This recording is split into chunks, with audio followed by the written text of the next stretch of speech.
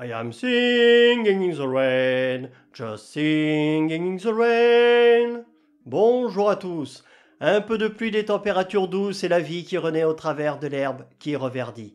Cher ciel, le nord du Gard te remercie.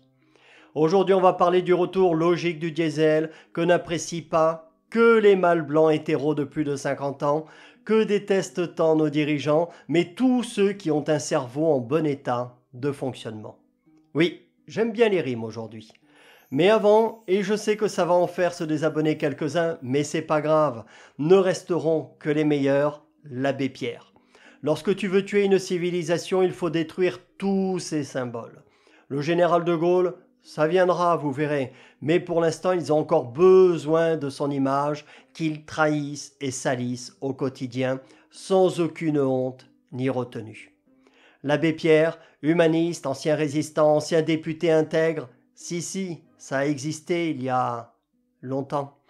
Un homme blanc et catholique qui n'a fait que le bien toute sa vie dans un pays gangréné par le wokisme, la déconstruction et dans lequel l'islamisation galopante fait que dans de nombreuses villes, les femmes ne peuvent plus porter de jupe au-dessus du genou, eh bien un tel symbole, aussi puissant, fier, patriote et combattant, tout comme l'automobile passion, il fallait le détruire.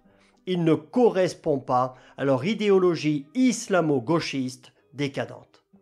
Et 17 ans après sa mort, c'est ce qu'ils sont en train de faire. Ne soyons pas dupes. Le diesel, la France des années 60 en a fait une star, celle des années 2020 un symbole à abattre à l'arme atomique.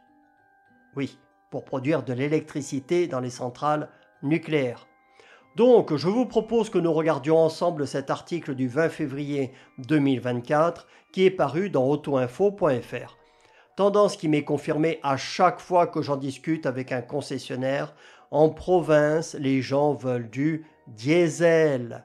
Donc, les véhicules électriques devancés par le diesel en janvier. Alors, sur cette chaîne, vous savez lire et avez un cerveau pour comprendre, donc je vais juste commenter l'essentiel. En 2023, en Europe, la vente de véhicules électriques neufs a représenté 14,6% du marché. C'est énorme. Vente essentiellement réalisée grâce aux multiples subventions et exonérations pour les entreprises. J'ai appris par un concessionnaire que de nombreuses entreprises achetaient des voitures à piles neuves car ils ont tout un tas d'exonérations et qu'ils ne s'en servent pas. Elles dorment sur des parkings. Donc, en janvier 2024, avec moins d'aide, la part de ces voitures à piles est passée de 14,6 à 10,9%. J'invente rien, ce sont des chiffres officiels. Je dis ça pour les trolls qui viennent à chaque fois nous dire le contraire dans les commentaires. Les plus vendus, merci les ZFE, étant les essences avec 35,2% de part de marché, suivi des diesels à 13,4%, qui ont quand même connu une petite baisse de 0,2% par rapport à 2023, ce qui est bien moins important que les 3,7% de baisse des voitures à piles. Alors petite parenthèse, je n'ai pas sélectionné des parties de l'article, je vous le mets en entier.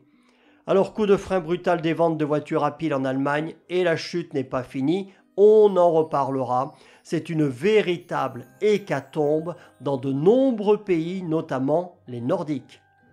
Bref, en janvier, il s'est vendu en Allemagne 114 415 diesel contre 92 741 voitures à piles.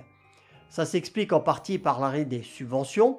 Et oui, on est nombreux à le dire, si on ne force pas les gens par les ZFE et si on ne les incite pas par des subventions et remises constructeurs de 10 ou 15 000 euros, ça ne se vend pas ces voitures à piles. Leur part de marché naturelle, donc en ne tenant compte que des personnes tout à fait respectables par ailleurs qui ont envie de rouler là-dedans, c'est maximum 2% du marché automobile. Et à ce faible niveau de pénétration, ça n'intéresse pas les constructeurs d'investir dans le développement de cette technologie qui en plus n'est pas du tout écologique. Donc on nous dit que cette baisse pourrait se confirmer en France suite à la suppression du bonus pour les entreprises et les administrations. Et oui, les loueurs et les parcs d'entreprises qui représentent l'essentiel du marché de la vente de véhicules neufs n'en veulent pas de ces voitures à pile. Ensuite, je ne sais pas ce qu'ils appellent par véhicule zéro émission, peut-être les hydrogènes, car si la vente des voitures à pile a diminué et celle des diesels progressé, comme le prouvent les chiffres, je ne vois pas comment celle des véhicules zéro émission aurait pu progresser. Si vous avez compris, expliquez-nous dans les commentaires, car pour moi ce paragraphe, il ne veut rien dire. Donc, Stellantis et Renault toujours sur le podium. Bon, ça ne va pas durer car si Renault ne modifie pas sa stratégie commerciale, qui consiste à dire qu'ils ne produiront plus de thermique dès 2030, ils vont se prendre un gadin phénoménal. Surtout que Citroën, qui renouvelle toute sa gamme avec des produits premier prix, thermiques et électriques, va leur tailler des croupières. Toutes les grandes marques, Stellantis, Mercedes, BMW, Toyota, etc., ont réinvesti dans le développement des moteurs thermiques, car ils savent que c'est ce que veulent les clients. Et lorsque la hyène sera embastillée, si ça arrive, et que Choupinet Ier sera dans un asile de fous ou en cure de désintoxication, on reverra, ou tout du moins on peut l'espérer, de vrais moteurs sous le capot des voitures, la passion renaîtra et les ventes s'envoleront. Je vous bénis mes frères, vive la France libre, nos traditions judéo-chrétiennes, les climats tempérés et les jupes courtes. Salut à tous.